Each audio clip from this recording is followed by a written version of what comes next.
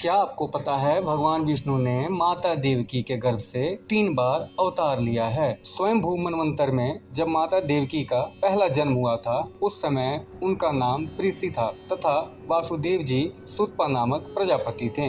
दोनों ने संतान प्राप्ति की अभिलाषा से सूखे पत्ते खाकर भगवान विष्णु का 12,000 वर्षों तक तप किया। सभी इंद्रियों का दमन करके वर्षा, वायु, धूप, शीत आदि काल के विभिन्न गुणों को सहन किया और प्राणायाम के द्वारा अपने मन के मैल को धो डालें। उनके परम तपस्या, श्रद्धा और प्रेममयी भक्ति से प्रसन्न होकर श्री विष्णु उनकी अभिलाषा पूर्ण करने के लिए उनके सामने प्रकट हुए और उन दोनों से कहा, तुम्हारी जो भी इच्छा हो वैसा वर मांग लो। तब दोनों ने भगवान श्री हरि से उनके समान ही पुत्र मांगा। भगवान विष्णु उन्हें तथास्तु कहकर अंतर्ध्यान हो गए।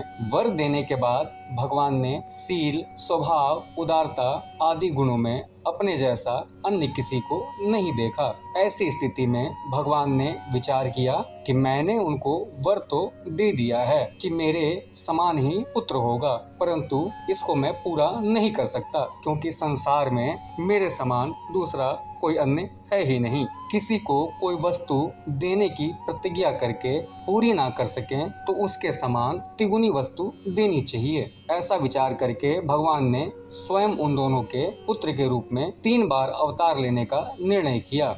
इसलिए भगवान जब प्रथम बार उन दोनों के पुत्र हुए उस समय वे ऋषि गर्भ के नाम से जाने गए। दूसरे जन्म में माता प्रीति अदिति हुई और सुतपा ऋषि कश्यप हुए। उस समय भगवान वामन के रूप में उनके पुत्र हुए। फिर द्वापर में उन दोनों का तीसरा जन्म हुआ। इस जन्म में वही अदिति देवकी हुई और ऋषि कश्यप वासुदेव जी हुए और उनके वचन को सच करने के लिए भगवान विष्णु ने उनके पुत्र के रूप में श्री कृष्ण अवतार लिया। यह जानकारी आपको कैसी लगी है हमें कमेंट सेक्शन में जरूर बताएं।